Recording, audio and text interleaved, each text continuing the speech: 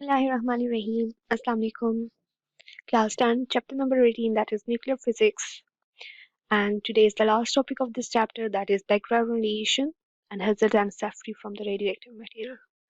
So, what the background radiations are? Radiations are actually something that we cannot avoid. These are the worldwide.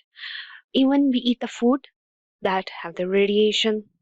Even we breath, air has the radiation.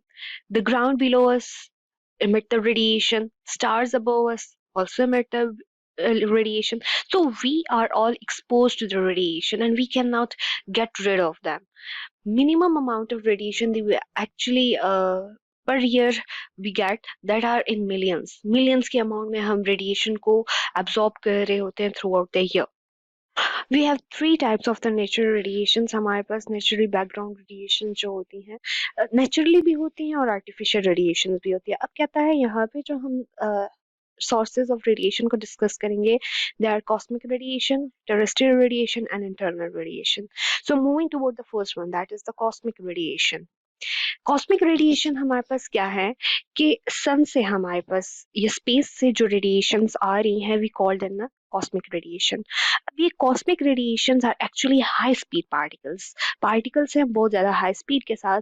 ये हमारे पास electron भी हो सकते हैं और can be a nucleus positively charge भी हो सकते हैं और कैन बी नेगेटिवली चार्ज. अब हमारे पास कहता है ये through out the milky way Galaxy move कर रहे होते हैं. ये सन से भी आ सकते हैं और अदर सोलर सिस्टम से भी ये आ सकते हैं और ये हमारे पास हाई एनर्जी पार्टिकल्स होते हैं, बहुत ज्यादा एनर्जी इनकी होती है. We call them the cosmic radiation. The next one is terrestrial radiation. Terrestrial radiation क्या है? जो हमारे पास अर्थ खुद प्रोड्यूस कर रही है. हमारे पास external radiation are due to decay of radioactive material earth itself. हमें पता है ग्रीन हाउस इफेक्ट में आपने पढ़ा है कि कैसे हमारे पास ग्रीन प्लांट्स वेजिटेबल्स जो हैं सॉइल वाटर मीथेन CO2 ये सारे रेडिएशन को एमिट कर रहे हैं. तो ये जो रेडिएशन अर्थ खुद प्रोड्यूस करता है they are the terrestrial radiations and we know that they are short wavelength हमारे पास रेडिएशंस होती हैं. अब कहता है अगर हम यूरेनियम की बात करें तो जब यूरेनियम डिके होता है रेडॉन गैस में, we have studied that.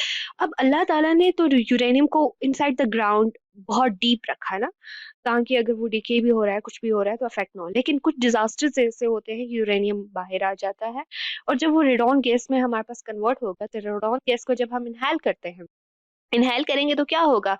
We know that हमारे पास उसकी आयनाइजेशन एबिलिटी बहुत ज्यादा है तो हमारे पास लंग कैंसर कॉज करता है एंड मच मोर इफेक्ट.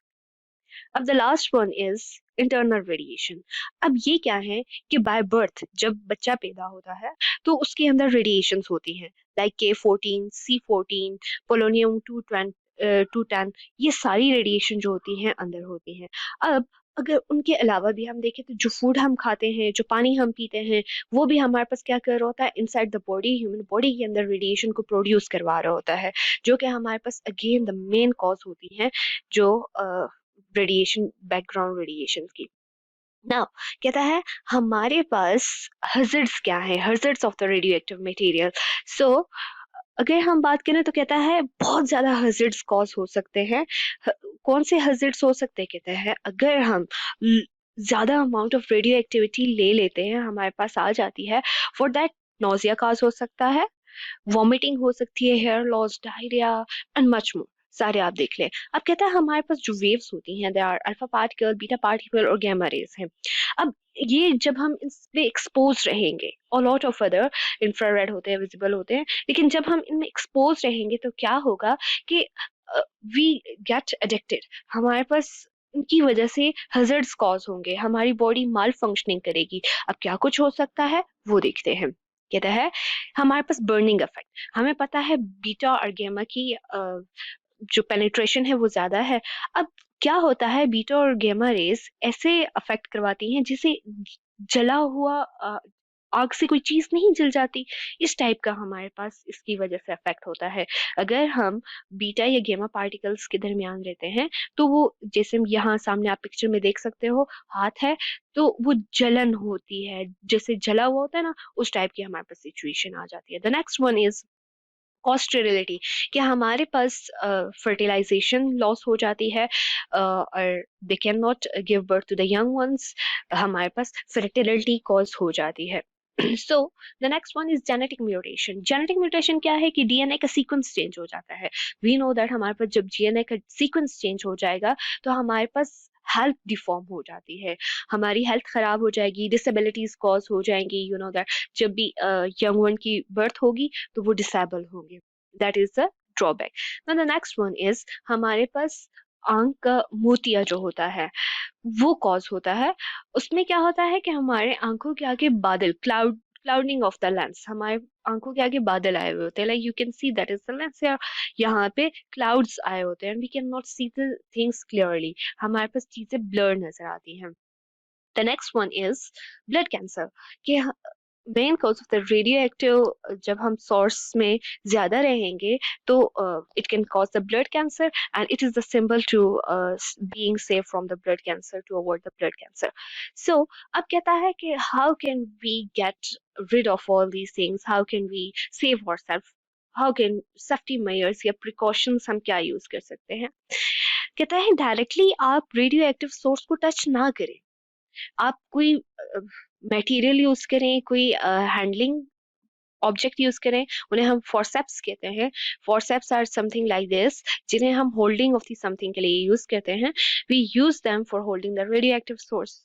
अब नेक्स्ट वो कहता है we should use the rubber gloves, ताकि हमारा डायरेक्ट कॉन्टेक्ट ना आए, किसी भी चीज रेडियो एक्टिव मटेरियल के साथ डायरेक्ट कॉन्टेक्ट ना आए। देन हम स्टोरेज की बात करते हैं कि अगर हमने स्टोर करना है रेडियो एक्टिव सोर्स को, ऑफ कोर्स स्टोर करना होता है, तो हम लेड कंटेनर यूज करें। लेड कंटेनर क्या होता है कि उनकी एबिलिटी जो होती है ऐसी होती है कि वो हमारे पास रेडियो एक्टिव वेव्स को बाहर नहीं आने देते, वो इनसाइड ही रहती हैं। सो द नेक्स्ट वन इज कि हमारे पास डायरेक्शन, फॉर एग्जाम्पल हम अगर कोई मटेरियल यूज करें, कोई सोर्स यूज कर रहे हैं, तो उसकी डायरेक्शन ऐसे रखें कि अगर फॉर एग्जाम्पल ये हमारे पास कोई सोर्स है तो इसकी डायरेक्शन ऐसे हो कि अगर सामने कोई बंदा है तो वो सेव रहे, डायरेक्टली उस पर एक्सपोज ना हो। दैट इज द वे कि हम कैसे किसी चीज को सेव रख सकते हैं, हमारे पास डायरेक्ट एक्सपोजर ना है। अगर हम रेडियो एक्टिव वेव का कोई सोर्स यूज कर रहे हैं तो उसकी डायरेक्शन को ऐसे रखे कि दूसरा बंदा सेव रहे। अब दूसरा हमारे पास है that is do not visit frequently places they are radio active, means that कि जहाँ पे एक्सरेज हो रहे होते हैं या जहाँ पे इंडस्ट्रीज में ऐसे काम हो रहे हैं, तो वहाँ पे हमारी फ्रीक्वेंटली हम विजिट ना करें, अपने आप को सेव रखें। और जो लोग वहाँ पे होते हैं उनके लिए प्रॉपर यूनिफॉर्म होता है, उनके लिए ऐसे यूनिफॉर्म दिए जाते हैं जो कि रेस को रिफ्लेक्ट बैक करवा रहे होते हैं। All about radioactive hazards and safety measures. Hope so you are clear. If you are not, you can ask the question. Thank you.